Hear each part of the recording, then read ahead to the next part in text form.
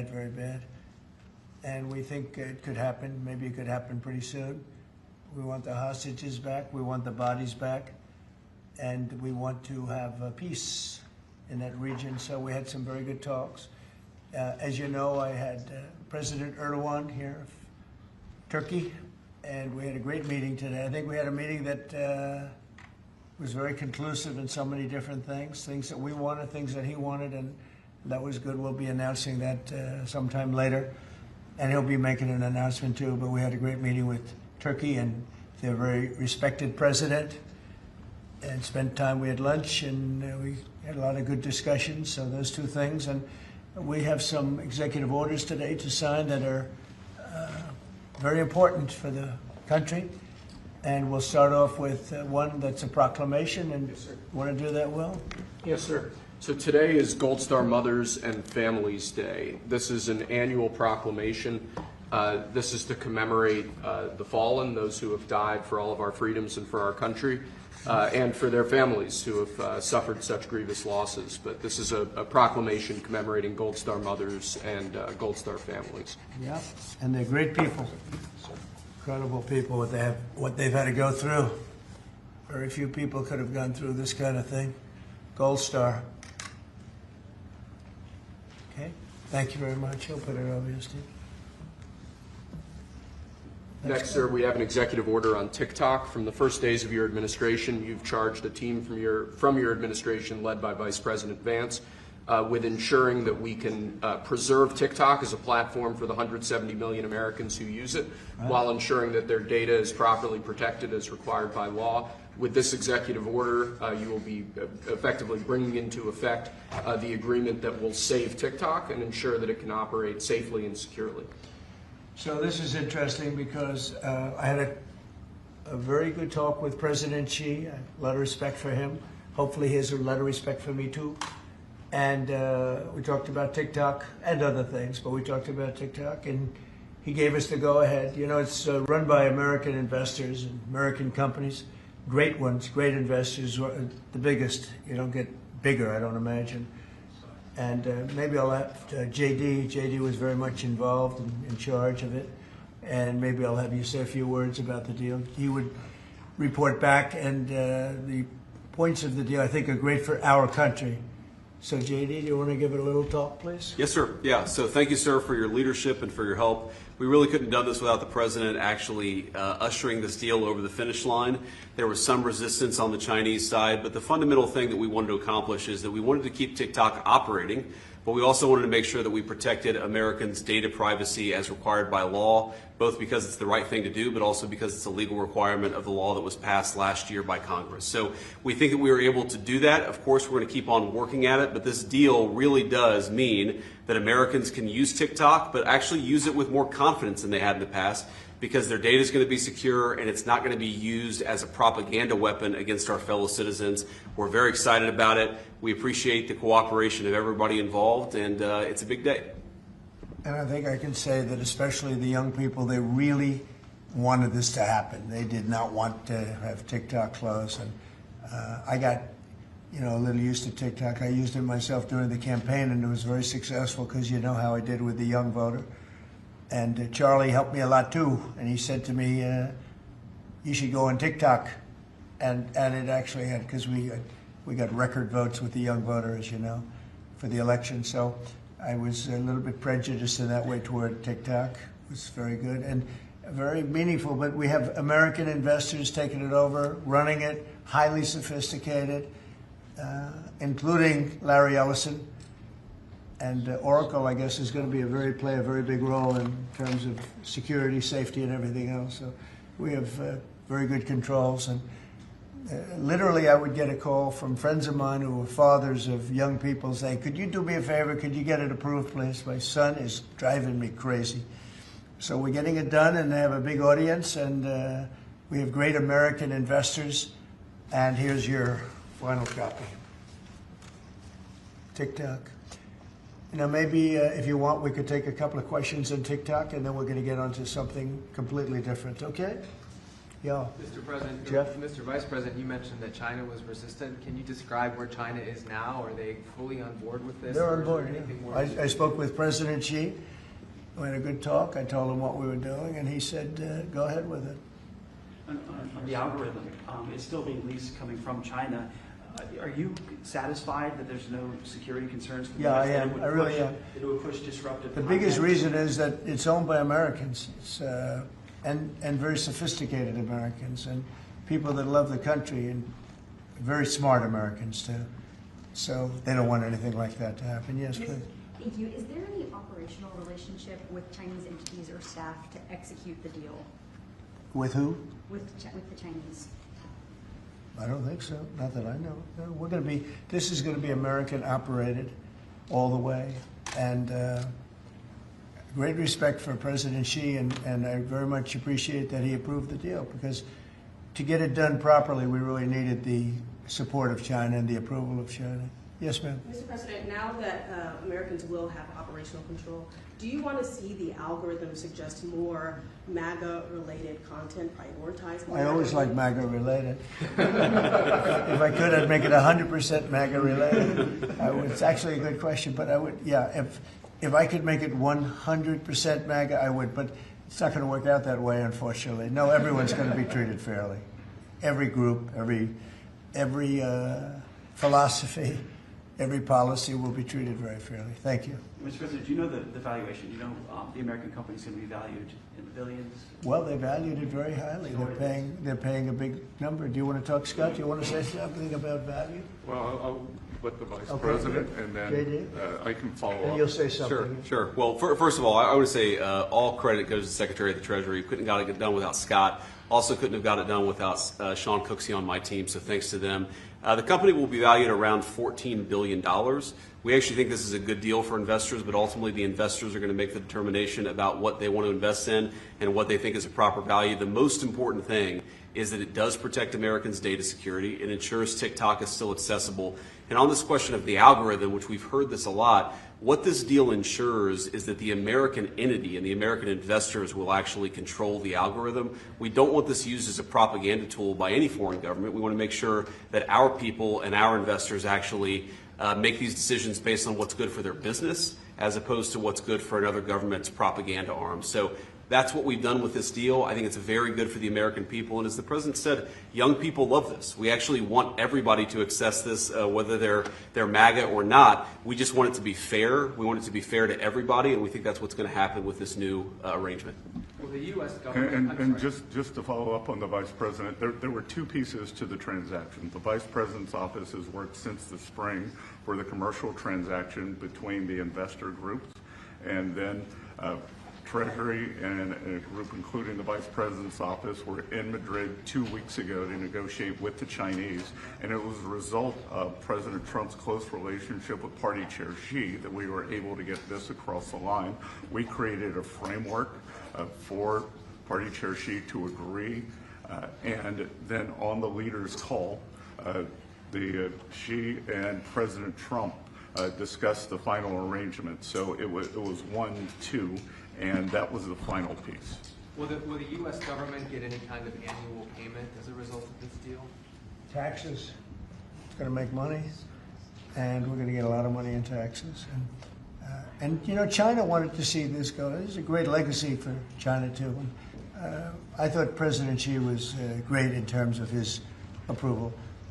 We probably could have done it a different way, but it wouldn't have been the same. Wouldn't have been the same security at all, but I appreciated that he approved it. So nothing aside from taxes, there's no part of the deal that is like a payment to the U.S. government? Well, we're going to be announcing different things, but the U.S. comes out great. And I think China comes out great because they're going to have a very important legacy. And they have many other deals. You know, they have deals with us, and they have deals in here in this country. And, you know, they want to be treated fairly also. So, Mr. President and Mr. Vice President, the U.S. company could change the algorithm to push different content? Is that? The U.S. company will have control over how the algorithm pushes content to users, and that was a very important part of it. We thought it was necessary for the national security element of the law. We also just think it's important to protect American users. Again, we want users to use this platform the way they want to. We want the business to make decisions about content based on the interests of the business and based on the interests of the users, and that's what we think will happen with this new arrangement. And they're paying a lot of money, and I think hopefully it's going to be a great deal. They're very sophisticated people. You'll see a list. Have you seen a list yet of the people? Well, you've been reading about it. It's. I know Michael Dell's involved, and Rupert Murdoch's involved, and a lot of. And let's see, we have probably 4 or 5 absolutely world-class investors that love the country, and they made a lot of money with the country, and. Many of them are in a somewhat related business, so it works out pretty well. And they're going to be very careful about all of these questions that you've been asking. Who else beyond Dell and Murdoch? Well, it's a blue chip group of investors, and we'll be announcing more about who exactly is involved in the deal in the days to come. Oracle's playing a very big part. That's right, sir. And Oracle really understands this. And I think they're actually, and they've been involved for quite a while running it for the people, the previous people. And so it's really, I think it's going to be very well protected. Very, very prestigious deal, actually. On that point, Mr. President, as the President said, Oracle has actually had a role in housing the data for a long time, even when the entity was controlled by the ByteDance organization in China. So Oracle had a pretty interesting perspective on what was necessary to actually create true data privacy protections for Americans. They were a very important part of getting this thing done. Mr. President, you told us a couple of weeks ago you thought that the security concerns were overrated, but were there legitimate concerns when it comes to safety? From my standpoint, no, because the people that own it are, they're not China-centric, they're USA-centric, and they're very smart people. I guess you could say it about everything. Everything is, what's secure nowadays? Things that you think are totally secure turn out to not to be, but I think in this case, it's going to be as secure as you can be because of the ownership and the people. And they have a big investment, it's to their advantage to make sure it's good and safe. Yeah. Anybody else? Do you have a question? No, behind you? Well, I just want to say, do you think this move and getting this deal done, Mr. President, do you think this honors the legacy like Charlie Kirk? You mentioned that he specifically pushed you to get involved with TikTok in your campaign and helped you win young voters. Do you think this deal honors him? Well, I think it's a good thing. It's a good sign. We're doing very well, as you know, with the trade deals. We're doing very well with China, and a lot of them. We were never treated properly. We were for 4 years, actually, but we were never treated very properly by other countries, and we're doing well. We've never done this well. We have, because of the tariffs that are coming in, the deals that are being made, $950 billion in one case. $950 billion, where previously they paid nothing. We have, as you know, in Japan it's $550 billion. South Korea's $350 billion. That's up front. And one of the things I can say, I announced it lightly before, but we're taking in tremendous amounts of money with tariffs. We've never seen anything like it. No country's ever seen anything like it. I'm going to devote a little bit of that money, a little bit of the tariff money to our farmers. Our farmers have been incredible. They're the ones that let us survive and eat and enjoy our lives, right? Eat too much, maybe in some cases, like mine. But I will tell you, we're going to take some of the tariff money, relatively small amount, but a lot for the farmers. And we're going to help the farmers out a little bit because during this transition period, a period where we're taking in incredible amounts of money, we'll have a little bit of a shortfall with the farmers until the tariffs kick in because they haven't kicked in for the farmers yet. And I decided before, and I spoke to all of the people here, that I want to make a contribution out of the tariff money. A small percentage of it, but it's a lot for the farmers. It'll make the farmers feel very good, just help them through the transition. And ultimately, they're going to be making a fortune. They will be one of the top in the whole world in terms of the percentage gotten from the tariffs we're taking in. But we have so much coming in; it's a very small thing. But I want to, in fact, just get the word out to the farmer. because they'll be struggling until the transition is complete. Then after that, they're going to do, I think, better than they've ever done before. Last time I said, get yourself a larger tractor and more land. And that was when they were doing very poorly, and they ended up doing that, and they did very well. That was with the deal we made with China. Unfortunately, Biden forgot about the deal, and he never enforced. I enforced it till the end, and China was very honorable. But when Biden came in, he didn't enforce it. So when you don't enforce a deal, they don't do it. So it was terrible. Biden was very bad to the farmers of our country. So we're going to be doing that. It's an honor to do it, too. Brian, did you have a question? Yeah, I was just going to say, what's your message to the millions of small businesses here in the U.S. that really rely on TikTok to reach their end user and to market their service and their products? Well, thank you for that question, because honestly, we were getting hit up. They use it for virtual advertising, and they pay very little for it and nothing for it. And small businesses have become very successful because of TikTok. And we didn't think of that, when everyone's saying, oh, TikTok and this and that. But over the last 6 months, I was called by so many people saying they're going to go out of business if they can, because they use it virtually as a advertising tool. And without it, they wouldn't have anything. They wouldn't be able to get the word out about their good product or whatever it is they're selling. So it's a very important thing for small business. It's another reason I wanted to do the deal so badly. So let's go to another subject now, if we might, okay? And Will, Mr. President, can I please. ask you about farmers? About the farmers? Yes, go ahead. What does that look like? Is that going to be direct checks to farmers, or is it going to be Well, we taxes? haven't decided that. We'll be dealing with Brooke later, and your Secretary of Agriculture, and we'll figure out how to get money to the farmers. And again, this comes out of the large amount, hundreds of billions of dollars of tariff money that's pouring into the country. The tariffs, remember when I said a long time ago, I said it's the greatest word, it's my favorite word in the world. Then I had to say, I was forced to say other things, and of course, rightfully so. Love, family, religion. So I think I put tariff number 5. I was forced because the fake news did a big number on me. It's one of those little, but let's say it's my 5th favorite word, the word tariff. But it's making our country very rich. And when our country is rich, I'm able to help the farmers, and I'm able to help even other countries that are in trouble, But we're able to help people that are in trouble. Medicaid, Medicare, Social Security.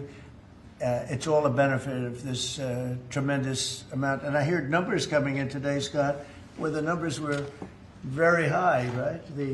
The economic numbers were off the charts, sir. Unfortunately, right? Because this is the only country in the world where you announce great numbers and the stock market goes down. Because when you announce great numbers, they immediately want to take that success away by raising the interest rates. Why can't you announce great numbers and let them lower the interest rate so you can make numbers? This is the only country in the world. I don't know if you heard. Could you just tell them what the number was? And how It was 3.88% growth, the biggest in years. And the important thing is the president says this is going to be non-inflationary growth, just like it was in his first term. So strong growth, low inflation, real wage gains. And to the question on small business optimism under President Trump last week hit a multi-year high. So small businesses, Main Street is back under President Trump. But isn't it crazy? So I saw the market was down a little bit today. I mean, in all fairness, I don't feel guilty because we've set every record you can imagine. But it was down, and I say, oh, the numbers must be good. Meaning the growth numbers are phenomenal. And again, this is during, but a little bit of the heavy, the really success and the money pouring into our country through the tariffs. And I just say, why can't we have great numbers and lower the interest rates so we have even greater numbers? So people were saying, oh, the numbers are so good, they're going to have to raise interest rates. That doesn't have to happen. And there's no inflation. We have really, the only thing we have is great success. We're having unbelievable success. So the numbers are much higher than anticipated, except for by me and Scott and some of the other people. And they'll get a lot higher than that, too. But I don't want to, every time we have good numbers, say, let's take all the juice out by raising interest rates. It's so backwards. It's so backwards. Mr. President, they don't appreciate the importance of the third leg of your stool, because trade, taxes, and deregulation allows for significant upside growth without inflation. So eventually the people at the Fed will be able to focus on this like Alan Greenspan did in the 90s. You can have strong growth and low inflation, and I think we can get the stock market up, Wall Street, Main Street, both doing well. And we want low interest rates. There's no reason that every time we announce these record numbers, these numbers are way above projections by, all the great geniuses out there. And I knew this was going to happen. So they had 71 different people, and only 2 got it right. Me and another gentleman from, I think, my wonderful Wharton School of Finance, actually. So anyway, but I really want you to look at that. Every time we have good numbers, they say this is a good time because they're guarding against inflation that may happen in 2 years from now. We have to change our thinking. We should be rewarded for good numbers, not penalized. So, Mr. President, is that 3.8, is that the start of a 3% growth for the Well, entire year? the number was projected at 2, because we're in a little bit of a transition period, but that transition period's ending faster than we thought on tariffs. The money coming in is much greater than people thought, and there's no inflation, essentially. There's no inflation. We just went through the worst inflation in the history of our country under Sleepy Joe Biden. He was sleeping, and the inflation was really bad, worst ever. They say 48 years, I'll take that too, but I think it was probably the worst inflation we ever had because of spending and energy going through the roof and everything else. By the way, energy's way down. And you're going to really be impressed when you hear what happened today with President Erdogan of Turkey. I think it's great for both countries. I think it's great. We have great relationships with a lot of countries. And you may be even more happy when you find out, because we spoke with Bibi Netanyahu today, and we spoke to all the leaders in the Middle East who are great people, and we're getting pretty close to having a deal on Gaza and maybe even peace, which would be the first time in about, 2,000 years, I think? In the region, I'd say the first in, Steve, what would you say, first in 2,000 years, or maybe 1,000? Huh? 2 millennium. It's a long time. Yeah, go ahead. Did Erdogan agree to stop buying Russian oil? Did he? I don't want to say that, but if I want him to, he will, yeah. But he didn't make that assurance. Well, I didn't say, okay, you stop, but I believe you. I believe he will stop it, yeah. Did you make a deal? You know why? Because he can buy from a lot of other people. He can buy from a lot of other people. You know who really can't is Hungary. Hungary's got, they're landlocked, and they don't have a nice ocean where ships can sail in from all over the world. They have one pipeline coming. Because I spoke with, he's a great guy, he's a great friend of mine, but that's a harder word for that. And Slovakia too. They're sort of married to one pipeline. So I just don't want to have people go blaming them when we spoke to them at length today, and it seems like that for them it's a little. But that's not. Turkey has a lot of options. He's a great president, a very smart man, and he's going to take. He's going to do what's right. But we had a very good conversation having to do with the purchase of military equipment, etc. Any other questions? Did you make a deal on F-35s, Mr. President? I will be able to easily if I want. So we may do that, yeah. But not yet. Well, it depends. He's going to do something for us, yeah. Is Please. the U.S. government sanctions on Turkey? Can I ask you, we're a few days away. By the way, here we go with this guy. Go ahead, let's go. Let's hear the question. We're a few days away from the end of the fiscal year and a potential shutdown. Right. Is there going to be a government shutdown? Could be, yeah, because the Democrats are crazed. They don't know what they're doing. They want to have the border opened up so that criminals can pour in. We're doing unbelievable borders closed and people are coming into our country legally. They continue to want to have men and women sports. They continue to want to have transgender for everyone. They want to raise everybody's taxes at a number that's not sustainable. It's the only time in the world I've ever seen a party that wants to raise taxes. I grew up in a family where I'd watch politics, and I always liked it from the time I was very young, but I'd always see politicians say, we will lower your taxes. These guys, they campaign on raising your taxes, but they want to raise taxes very substantially. The one thing they're concerned about, look, Republicans have total control of Washington. You guys have control of the House, the Senate, there's you. Well, when you say control, so we need 60 votes for this, and we have 53 Republicans, so we need 7 Democrats. And those 7 Democrats and others are asking for an extension of a tax credit on people who get the Affordable Care Act and some other government-backed health care. So are you willing to negotiate Well, on what that they're issue? really asking for is they want to pay for illegal aliens that have come into our country by the millions and get onto the rolls, and they want to pay. And our people don't want to do that. Our people are taxed enough. You know, we just approved the largest tax decrease ever in the history of our country, including the extension of the previous Trump tax cuts. The tax cuts that we just approved, they want to use those tax cuts to give the money to illegal aliens, people that came into our country illegally and that are leaving the country. So why not You know, there's been a self-deportation because of what we've been doing that's been incredible. Okay, yeah, please. Secretary Hexer is inviting military leaders from all around the country on Tuesday. Will you also be there? From all around the country to what? To Virginia. He's To inviting Virginia? the generals and admirals to Virginia for a big meeting. They're not sure why. Well, I know, I love it. I mean, I think it's great. Let them be friendly. Let them be friendly with the generals and admirals from all over the world. Why, is there something? No, but is there something wrong with it? And what is it about? Will you be there personally as well? And what is it about? Well, I'll be there if they want me, but why is that such a big deal? I mean, the fact that we're getting along with the generals and admirals from all, remember, I'm the president of peace. It's good to get along. It's good. You act like this is a bad thing.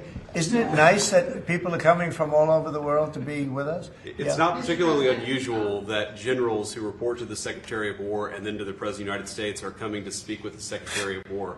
It's actually not unusual at all, and I think it's odd that you guys have made it into such a big story. Is it a big story? I mean, I don't think it is, sir. I would think it's no, but isn't it a good story?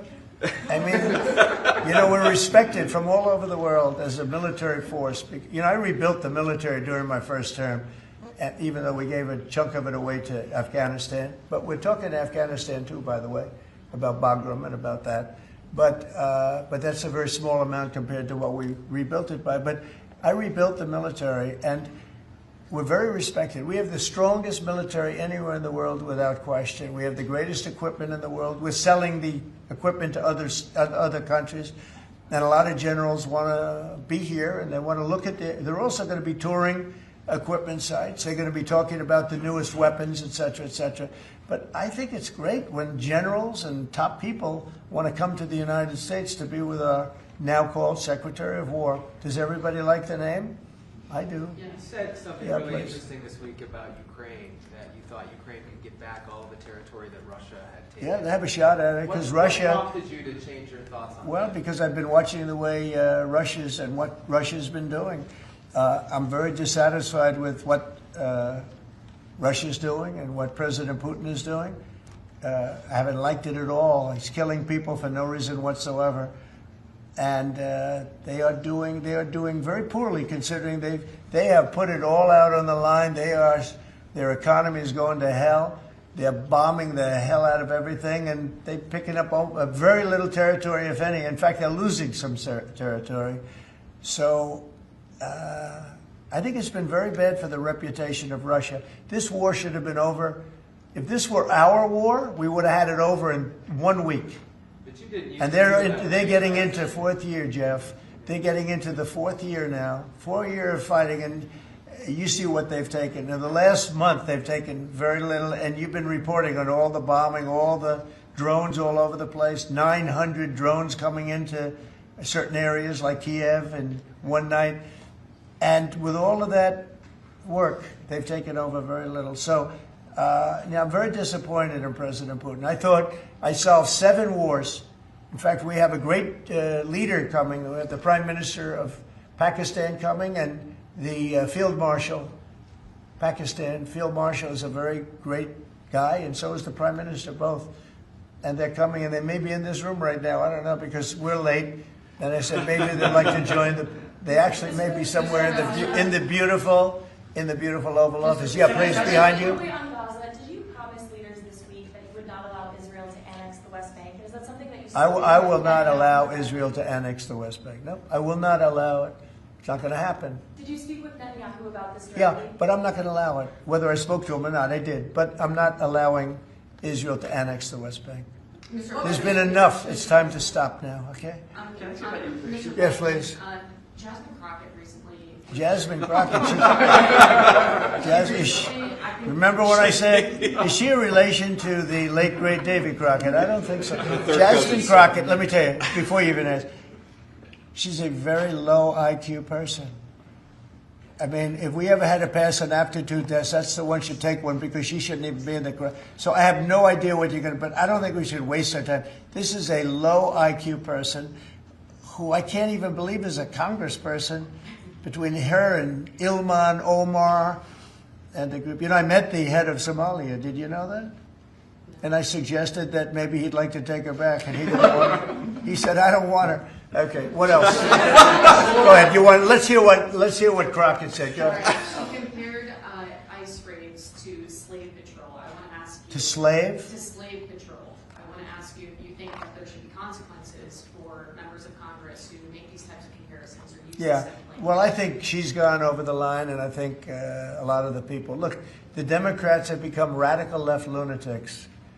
They have policies that nobody's going to buy. And, you know, I see what's going on in New York. We're going to have perhaps a communist mayor because it's split up. You know, if the people would get together and have one candidate, they'd have, I think, a pretty good chance. But it looks like maybe they're not going to do that. But we're going to end up with a communist mayor. It's not even believable, my beautiful New York. When I left New York to become president, it was a great place. But it was the beginning of bad things because we had de Blasio had just started as mayor. And I said, this guy's this guy's a real nut job. Went to Harvard to teach management. Can you believe it? He went to Harvard to teach city management along with the mayor of Chicago, who went to Harvard to teach. The two of them are teaching how to manage a city manage it into hell is what they do. But that was the beginning, and now we're going to go a step further. Now we're going with the communists. Can I be honest? I think it's the greatest thing to ever happen to the Republican Party. I really do. I think if a communist takes over New York City, I think that's a gift to the Republican Party. It's sad for New York, but it's a gift. And New York will recover because, you know, sometimes you need a shock like that to straighten you out. But it's politically, it's probably a very good thing. Mr. President, can I ask you about immigration, crime, and the World Cup? Actually, so That's a lot of. You have a number of cities that are pushing back against your immigration deportation move, as well as your crime initiatives. Some of those cities. I don't think they're very much. But pushing some of those back. cities have World Cup games. Yeah. Seattle, San Francisco. They're going to be very. They're going to be very secure. But could those games move if they don't cooperate with your crime push? Well, that's an interesting. I guess, but we're going to make sure they're safe. They're run by radical left lunatics and that don't know what they're doing. Look at Washington, D.C. I just got numbers. There's like no crime in Washington, D.C. You, Jeff, will not be mugged walking down the street. You can walk down the street with your family. You can walk down your street with your wife, your daughter, your son, and you're not going to be. We took out 1,700 career criminals that we're not allowing back. And we have this city in great shape. You know, there was a time when not long ago, when every single week you'd have at least one murder. And look what's happening with Washington. It's safe. I went to dinner in Washington just to prove a point. I gave a press conference in the middle of a street. I wouldn't say Secret Service was thrilled, but I did it, and here I am. Look, Washington, D.C. is such a great example of what can be done. We did it in 12 days. We made it very safe in 12 days, and now it's much safer than that. One other thing, I drove around Washington over the weekend, and I said, look at the difference. The grass looked great. Everything looked great. You know, we had a lot of our National Guard, and we didn't ask them to do it. They did it themselves. They're proud. They're great. And they were picking up paper. They were cleaning. The place looked really beautiful. So we have a great Washington, D.C. We, as you probably know, we're going into Memphis, and we're going into some other cities, and very soon we're going to go into Chicago. It will be safe for the World Cup. If I think it isn't safe, we'll move it into a different city. Absolutely, we'll take the world. If I think it's not, it's actually a very fair question. If I think it's not safe, we're going to move it out of that city. If, like the governor of Illinois, who is, you know, look, between last week and the week before, 11 murders, and 38 people were shot. Then he gets up and says, this is a very safe. And then he says crime is better. The reason crime is better is because cash put about 5 months ago a whole team of FBI people there to get ready for when we go in, and they've lowered it a little bit, like 20-25%, which isn't good enough, but it's a good start. But that was only put there because they're preparing for us to go in. And they've done, by the way, they've done a good job. So then Pritzker gets up, we've lowered crime 25, it's because the FBI was here. So, no, if any city we think is going to be even a little bit dangerous for the World Cup or for the Olympics, where they have Olympic overthrow, right? But for the World Cup in particular, because they're playing in so many cities, we won't allow it to go to, we'll move it around a little bit. But I hope that's not going to happen, yeah. Mr. President, Director Patel this morning indicated that the shooter in Dallas had been using an app to track ICE. Does your administration have any plans to take down those apps or get them removed? Well, I can't tell you about that, but it tells you when they want to wear masks or they want to hide a little bit, why that's so important. But these are great patriots, the ICE, and what a tough job they have. What an unbelievably tough job they have. And think of it, what are they doing? They're taking hardcore criminals out of our country and putting them back. These were largely criminals that were given to us by Joe Biden and his group of radical maniacs that surrounded this desk, just like these people surround the desk now, but they're not maniacs, they're very solid people. Thank you, sir. I'm glad I prefaced it. But they're great. We have a great cabinet. We have great people. And he didn't have great people. He had terrible people. Look at Afghanistan. Look at the people he had running our military. That could happen. The most embarrassing day in the history of our country was Afghanistan. And 13 young people died. They don't ever talk about the 38 that were horribly wounded with legs and arms and everything else, really horribly wounded. So the country's respected like it's probably almost never been respected before. I think we're respected at a level, and a year ago it was a dead country. We had a dead country a year ago. This country was dying. It was really in bad shape. Let's talk about the next subject, can we? One of the most powerful deterrents we have to violent crime is the death penalty. As you said, your administration has taken bold, decisive steps to ensure that Washington, D.C. is once again a safe and secure city for its residents and all who visit. This is a presidential memorandum that directs your Attorney General and your U.S. Attorney for the District of Columbia, Judge Jeanine Pirro, to fully implement the death penalty here in Washington, D.C., where the evidence and facts of a case indicate that the death penalty should be used. Okay. Everybody understand? Death penalty in Washington. You kill somebody, or if you kill a police officer, law enforcement officer, death penalty. And hopefully there won't be that. So again, it's way down. I mean, we have had week after week after week where we haven't had a murder. I said that the other day in front of the President of Poland. The press was here, and I said, ladies and gentlemen, I'd like to announce that Washington, D.C. has not had a death in 4 weeks, a murder. And he looked at me and goes, is that good or bad? He said, what kind of a place is this? But it's true for years. I mean, every week, essentially, somebody got killed or more than one. And this is a very safe city right now.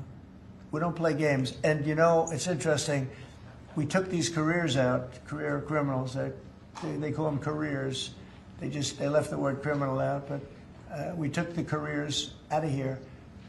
And they're now brought back to their homes, or they're in jail, or they're in a jail in another country. And hopefully they're not coming back.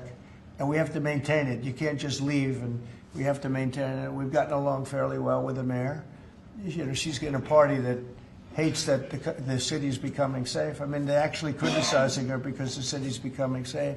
But this is becoming this is right now a very, very safe city.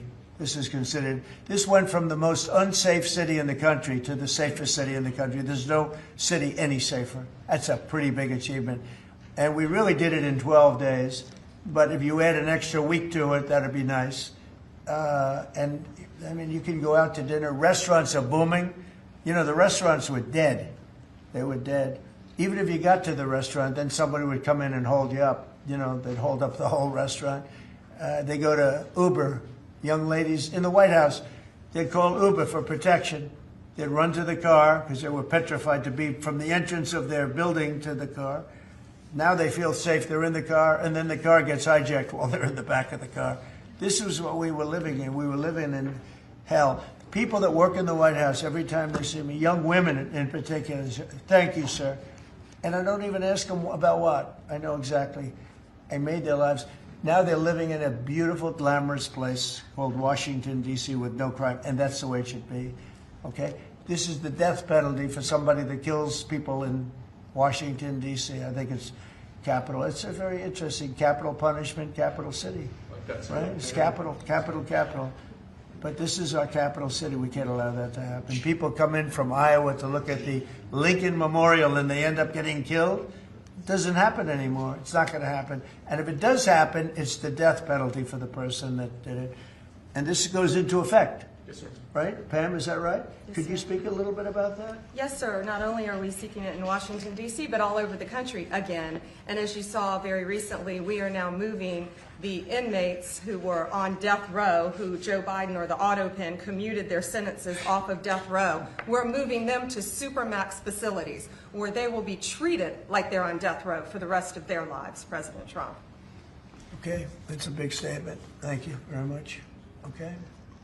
I see some of you shaking your heads very positively. Thank you, Brian. Thank you, fellas. You said on the campaign trail that you It were said it. for Yeah. the death penalty if anybody, an illegal, killed a U.S. citizen That's or a right. police officer. So this just reinforces your campaign promise. Right. And most people really like it. And Washington, again, it's going to serve as a beacon because you have to do it. These are bad people. When you look at that guy, the guy that killed the young lady in the train in North Carolina, that he'll be in trial for years, years, years. He'll get a good lawyer somewhere along the line. Somebody will come along, and what he did to that young lady, and she went into that train scared. You know, when she went in, the way she sat down, she was scared to just be there. She just wanted to not pay any attention to anybody, just not be noticed. And she had her throat slit. We don't want that in this country anymore. We're not going to have it in this country anymore. Thank you very much. Next. Lastly, sir, this is a presidential memorandum on countering domestic terrorism and organized political violence. In recent weeks, months, and years, we've seen a tremendous upsurge in some highly visible, but also other acts of domestic terrorism and organized political violence being perpetrated by radical, politically motivated groups all over the country. What this presidential memorandum will do is set off an administration-wide response to that, ranging from the Joint Terrorism Task Forces to other components of the Department of Justice, to the Department of Homeland Security, the Department of Treasury. We're looking at interdicting these groups, preventing them from performing acts of violence, and also looking at sources of organization and funding and support that prop them up and allow them to do the acts that they have been doing. We're looking at the funders of a lot of these groups, and you know, when you see the signs, and they're all beautiful signs made professionally, these aren't your protesters that make the sign in their basement late in the evening because they really believe it. These are anarchists and agitators, professional anarchists and agitators, and they get hired by wealthy people, some of whom I know, I guess. You know, I probably know them. And you wouldn't know it. You're at dinner with them, everything's nice, and then you find out that they funded millions of dollars to these lunatics. Steve, could you say a couple of words? Yes, about Mr. it? President. This is a very historic and significant day. This is the first time in American history that there is an all-of-government effort to dismantle left-wing terrorism, to dismantle Antifa, to dismantle the organizations that have been carrying out these acts of political violence and terrorism. What we have seen, if you look at whether it be going back to the riots that started with Black Lives Matter and all the way through to the Antifa riots, the attacks on ICE officers, the doxing campaigns, and now the political assassinations, these are not lone, isolated events. This is part of an organized campaign of radical left terrorism. It is structured, it is sophisticated, it is well-funded, it is well-planned. There is really no parallel like this to anything else in the country right now. There is an entire system of feeder organizations that provide money, resources, weapons, and when they're attacking ICE officers, they're attacking federal buildings, or they're isolating public officials for harassment, doxing, intimidation, and ultimately attempted assassination. It is all carefully planned, executed, and thought through. It is terrorism on our soil. Because of this executive order, Cash and Pam are going to have the tools they need, working with Scott, to take these organizations apart piece by piece. And the central hub of that effort is going to be the Joint Terrorism Task Force, or JTTF, which sits inside the Federal Bureau of Investigation. But for those at home who are worried about terrorism in this country, they need to understand, because of President Trump's strength, because of his vision, because of his leadership, we are now going to use the entire force of the federal government to uproot these organizations root and branch. And again, that's only possible because of President Trump and his leadership. Thank you, Steve. What we want for every city in America. And the FBI's premier flagship enterprise, the Joint Terrorism Task Force, are honored to lead this initiative with our partners at Treasury and Homeland Security, because our citizens are being attacked by, as Stephen said, organized violence, and is being paid for, not by them, by other people. So what we are going to do, combining forces as Scott and I have done in these last few months, is follow the money. People and organizations have collected funds and put them out into the streets of America and organize violence across our country. And thanks to your recognition of this and this executive order and the AG's leadership to lead out and prosecute these individuals, we are properly going to chase them down like the domestic terrorists that they are, and our streets and our communities are going to be safer because the JTTF and the FBI and Treasury and DHS and DOJ are going to combine forces like never before to root out this new evil that is perpetrating our criminal activities across our societies. And we are just so thankful for your leadership and recognition of it. It's not easy to do. Good job. Thank you very much. Who Pam? specifically do you want to target? What? Besides Antifa, is there a specific group or person you're targeting with this? Any organized group. Any organized Any group? organized group who are committing these crimes, and we're working with the Secretary of Treasury. You know what law enforcement has told us under President Trump's leadership? He's taken the handcuffs off law enforcement. They can do their jobs now, thanks to you, President Trump, and that's what's happening. And all of these agencies that Cash mentioned, we work hand in hand together. Our prosecutors were following the money with Treasury. We're working with Homeland Security. Cash's agents, all of our agents, DEA, ATF, U.S. Marshals, combined are working, and with state and local government, to take these people off the streets who are jeopardizing lives. Can I just illustrate this? So I was talking with Cash and Stephen about this a couple of days ago, sir. So I believe it was in Oregon where you had a federal building where there were men in black ski masks who were committing acts of violence, who were shutting down a government building. To the president's point, they don't come from nowhere. These are paid people. This is organized. They're committing acts of political terrorism on American soil, and it's time we had a government that looked out for the American people rather than the people who are committing violence against the American people. But Madam Attorney When you General, go out can to you comment- Portland and you see what's happening in Portland, this is like nobody's ever seen anything like it every night. And this has gone on for years. They just burned the place down, and you know the shop owners, most of them have left, but the few shops that are open, they just use plywood and just like 3/4-inch plywood. They don't put storefronts in because they know it's going to be burned down. These are professional agitators. Right. These are bad people, and they're paid a lot of money by rich people, some of whom we know. I'm sure I know some. I don't. If I knew, I wouldn't associate because I'll be in trouble. Because Pam will say, "Why are you associating with this person?" But I will tell you that these are bad people, and they're paying a lot of money, millions of dollars. But take a look at Portland sometime. These are wild. These are crazy people, and they're trying to burn down buildings, including federal buildings. And on my list of things that I want to do before we finish up with the cities, because I think we're going to whip the cities back into shape, and we have to. We cannot let our cities, and that's a small example, but it's the most violent example. It's every night, and they've done it for years. You think maybe at some point they made their point, and what are they doing? But we're going to get out there, and we're going to do a pretty big number of those people in Portland that are doing that. They're professional agitators and anarchists. They're actually anarchists, yeah. Just so we Go can- ahead, why don't you Could defend? Let's see you name a few defend of them, Jeff. No, I'm not defending anyone. I just want, so that we can just explain this in our stories, could you name a couple? You don't explain it right, though, Jeff. Well, Go Jeff, ahead, let's just go. asking Maybe let's for give you names. another chance. Go ahead. Antifa, Soros, Yeah. what names are we talking about? Well, Soros is a name certainly that I keep hearing. I don't know, but Soros is a name that I hear. I hear a lot of different names. I hear names of some pretty rich people that are radical left people. Maybe I hear about a guy named Reid Hoffman. Somebody's a pretty rich guy, I guess, and I hear about him. I don't know. Maybe could be him. Could be a lot of people. We hear the same names, but they're bad, and we're going to find out. And if they are funding these things, they're going to have some problems because they're agitators and they're anarchists. These are anarchists, really bad. Okay, yeah, please. Mr. General, can you, Mr. President, are you? Who you Mr. with? President, Who you with? I'm with the Center Square. Sarah Rodriguez is my name. Sarah.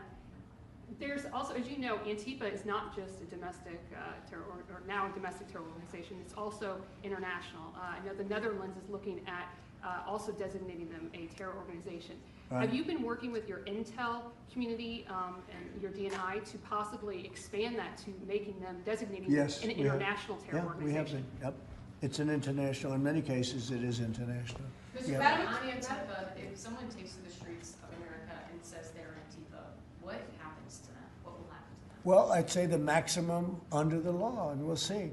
Now, if they kill somebody, we just signed a death penalty, so it depends where it is. But if they kill somebody, which they do, I mean, people are dying. You go out to Portland, people die out there. Many people have died over the years in Portland. Portland is, I don't know how anybody lives there. It's amazing. But it's anarchy out there, and that's what they want. They want anarchy. Like when they attacked Seattle and took over a big percentage of the city. I was going to go out, and we were going to do a big number. They heard that, and everybody broke up all of a sudden.